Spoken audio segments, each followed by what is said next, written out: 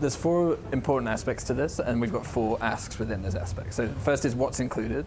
The second is who's paying. The third is how much. And the fourth is can we get more sources of funding to flow into this.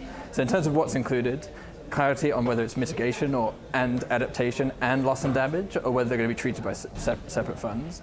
In terms of who's paying, typically it's the richer income countries under the Paris Agreement only have to pay into this fund. But clearly a lot has changed since that original list was agreed back in the 90s. Yeah. What we need is other countries to step up to the plate. That's China, clearly a much richer country now than it was 30 years ago. In terms of how much, we need to move the conversation on from the 100 billion a year of grant concessional finance to overall volumes of finance in the transition. That could be up to 3.5 trillion we think is required total, and a lot of that is private finance, not grant and concessional. And in terms of additional funds, can we be smart about using additional funds from oil and gas companies, or even revenues from the EU's carbon border adjustment mechanism to flow into these type of mechanisms too.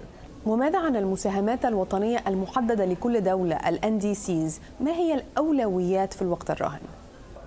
So two things, ambition and clarity. If you look at current NDCs, which are set up to 2030, they put the world on track for roughly 2.4 degrees of global warming, whereas obviously the Paris Agreement commits to well below 2 degrees. So you need to rapidly up that ambition. We think you can at least triple it, given what's already been pledged at previous COPs and the global trends we're seeing in solar, wind, batteries, things like that. The second thing is clarity. NDCs aren't done on a consistent basis by all countries. They don't include the same types of emissions. They don't include the same types of sectors. That makes them really hard to compare. But it also makes, say, private sector financiers who want to invest in mitigation energy transition activities, it makes it hard for them to understand what the transition is for particular sectors within particular countries. We think if you can make that clear, you'll get more money flowing, and you can also accelerate the transition through.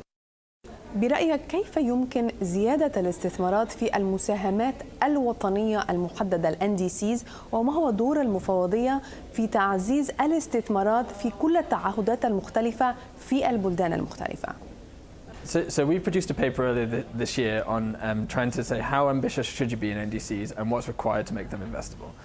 In terms of what's required to make them investable, we think not just setting the ambition clearly for each sector, but backing that by policy is really key. A lot of this stuff can be financeable in a way that doesn't necessarily cost taxpayers or consumers additional money. We see that in the way contracts are designed for renewables in Europe and the US, for example. And we see that with bans on the sale of internal combustion engine vehicles, where people are willing to finance the alternative, renewables, electric, at pretty low cost if you can get those policies in to de-risk it. So it's setting out the ambition, clarifying it on a sector granular level, and backing it by policy, which we think is going to lead to finance flowing. مؤتمر المناخ الأخير في الإمارات كان له إنجازات كبيرة، ونحن نتطلع إلى مؤتمر المناخ القادم. ما هي توقعاتك لهذه القمة؟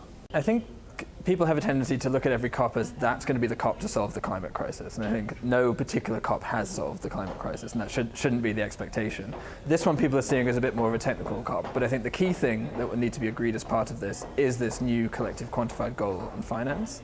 And that's going to relate to how ambitious people are feeling they can get to in their NDCs, the nationally determined contributions, which need to be put forward next year as well. So there needs to be some form of agreement on what is this increase on the $100 billion per year climate finance going to look like. And that's particularly important for setting the groundwork for increased ambition over the next year to the next COP as well.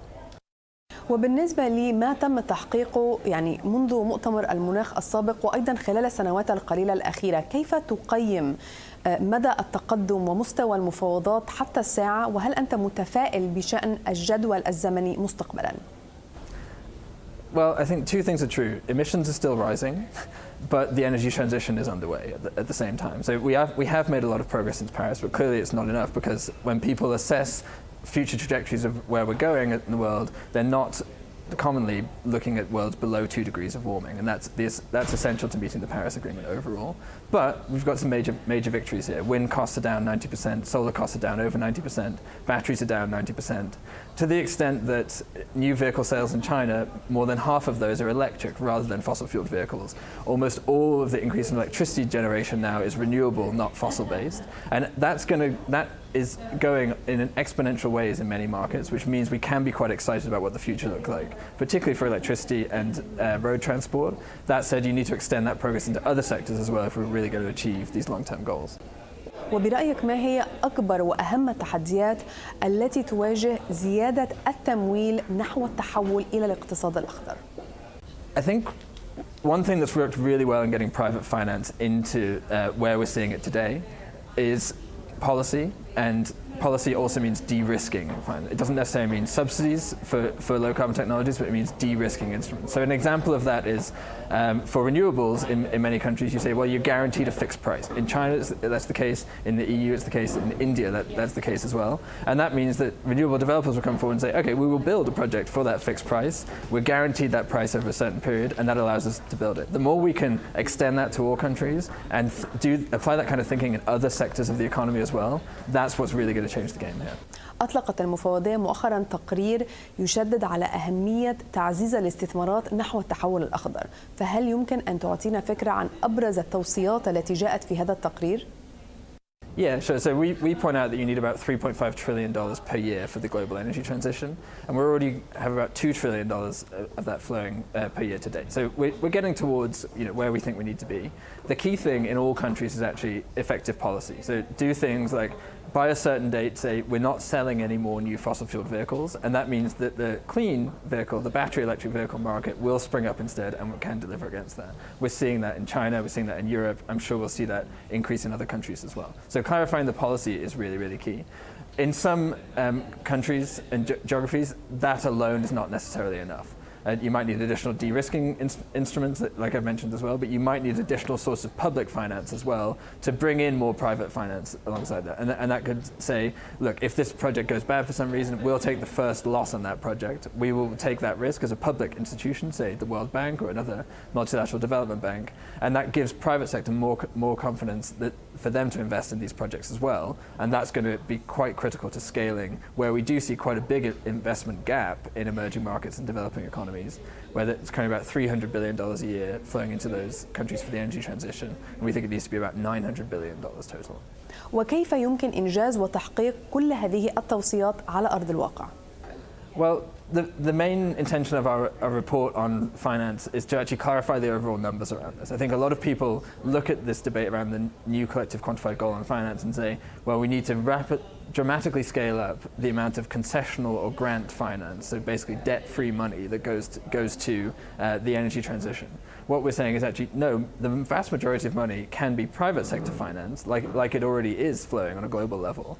And the minority needs to be grant and concessional, targeted to very specific country needs and targeted to very specific activities.